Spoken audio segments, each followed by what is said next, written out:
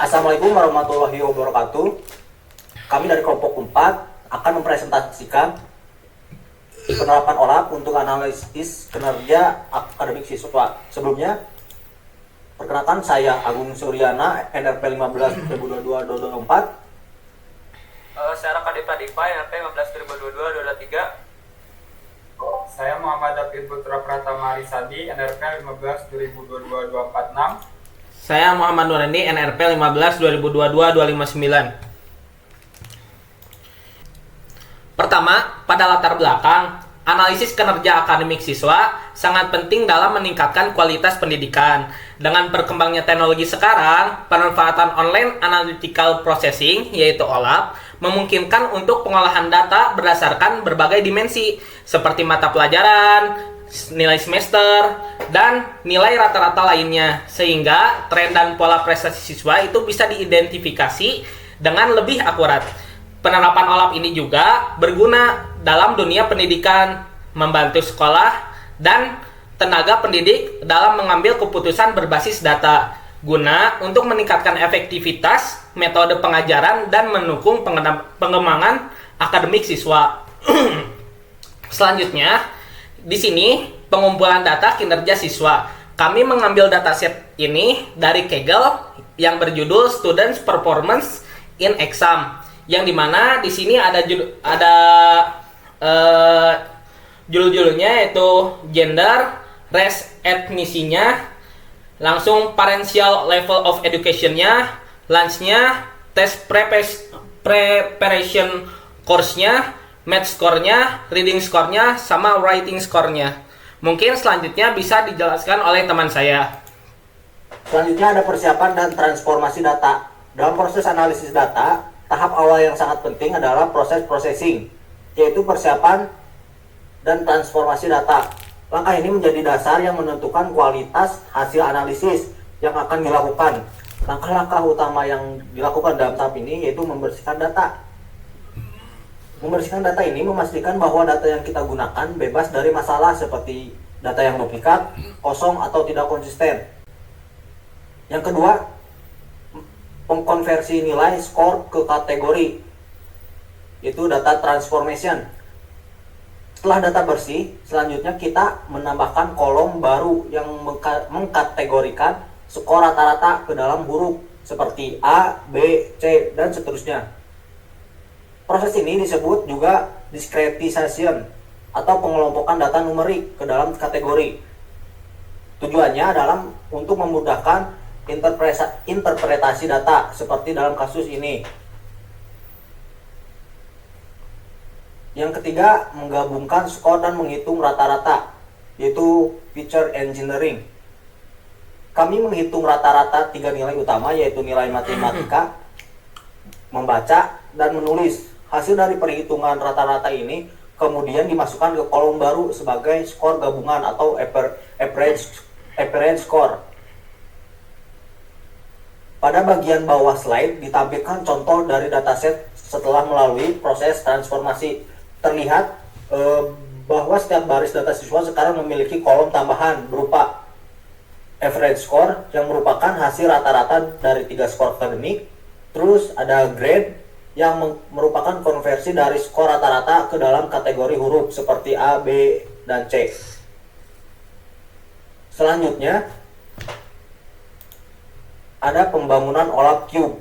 Pada tahap ini, kami membangun dan memvisualisasikan OLAP Cube untuk memahami lebih dalam hubungan antar dimensi data, khususnya antar pendidikan orang tua dan gender siswa terhadap rata-rata skor matematika.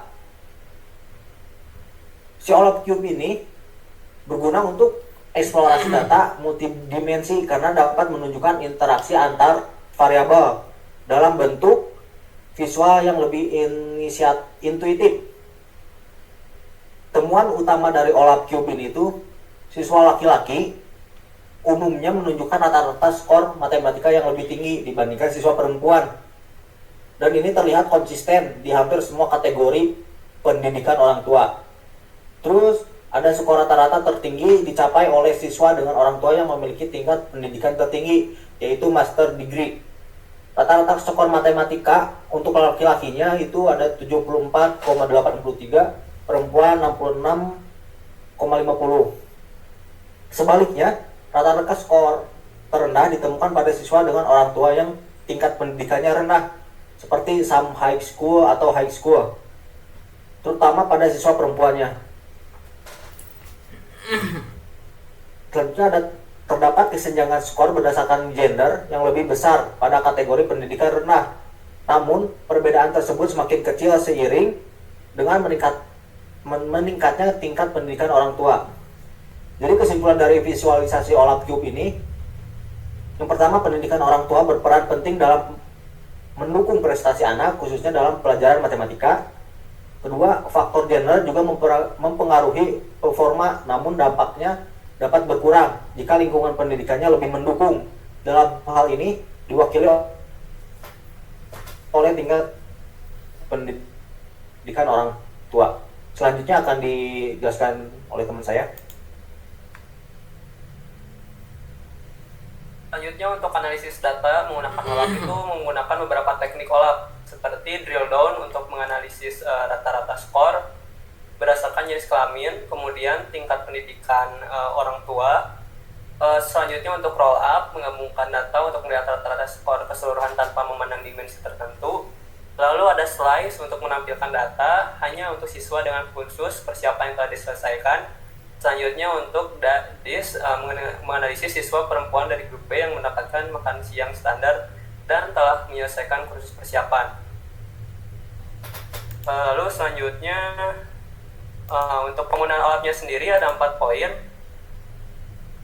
Yang pertama itu untuk evaluasi dampak kursus persiapan, apakah siswa yang mengikuti kursus mendapatkan nilai lebih baik.